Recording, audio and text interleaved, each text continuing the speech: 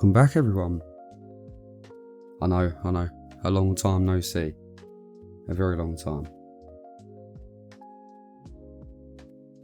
So my first video back after a long break, and we're starting off with my kind of recent Cork bark elm. Before we get too into it, I'll put a video up here of when I first bought it and how that all went. So this is essentially how I bought it. As you can see, it's quite elongated growth, not really much management going on with it either.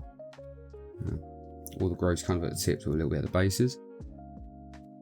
And then I made some big cutbacks, and these are the cuttings I got from it. Unfortunately, none of them cuttings survived. And this is a picture of it with its first initial push after that, and I'm hoping you can see all the little green specks on there. So the first initial prune was successful and created lots of back budding. And then this image was from early spring this year, like the first kind of leaf push, and that's just how much it started pushing out, which brings us back to today. And then we'll crack on with this video. So where have I been? Well, I know I posted a few times that I was going to make a new video, and there's a new video coming. Life's just been absolutely hectic. There's a couple things, right? So as I say, life's been busy. I've been working a lot, doing a lot. This spring/summer in the UK has been one of the hottest on record.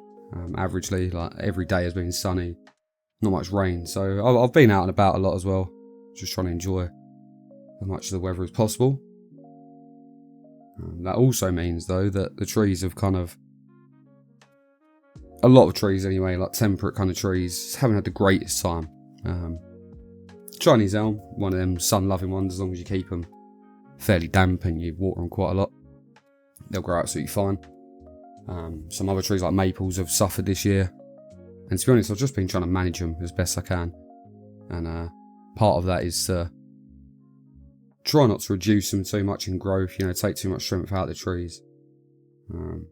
As you may have noticed with trees around you locally, they're already dropping leaves before autumn. This is actually mentioned on LBC. I listen to LBC sometimes, I know, getting a bit old now. But yeah, it's mentioned on LBC of why trees do this. And it's kind of like a survival instinct of trying to preserve all this energy. Obviously, it usually happens in autumn anyway, where the trees will regain any kind of source of sugars and starches they can from their leaves and drop their leaves. That's essentially how it happens. But with how hot it's been this year and how dry it's been, trees have started doing it early. So again, that's another reason why I didn't really want to go too hard on any of my trees and end up killing them. But now is the perfect time to start reducing some of these and start looking at that cutback, ready for another little mini push before winter. Especially for stuff like Chinese elms, maples. You can usually get 2 flushes of growth out of them, and usually the second flush has a smaller internode, so you can focus more on your branching there. So this Cork bark elm I actually purchased on, where did I get this from? Facebook? I think it's a Facebook purchase. I've wanted a Cork bark elm for quite a while, and this one was going for a good price. I think I got it for, I think it might have been £70. You'll have to excuse my head and my arm getting in the way. I haven't, it's a long time since I've done a video and a bit out of practice with angles and where I'm positioned towards the camera. But anyway, yeah, got this on Facebook for about £70, which is a fair price for the size of the trunk. It's got some good taper. The branch structure isn't great, so I'm working on that, and that was my first cutback on this, was just a major cutback. Kind of pruned it back quite hard. And again, I'm pruning it quite hard now, and this is just to get that structure into it, really. I'm looking to make this kind of like a broom style tree. I think the trunk is quite interesting enough with the cork and the shape. So it doesn't need too much, really. It doesn't need drastic movement. I'm just trying to make it look a bit old and like an old oak tree, I suppose. I'll say that a lot.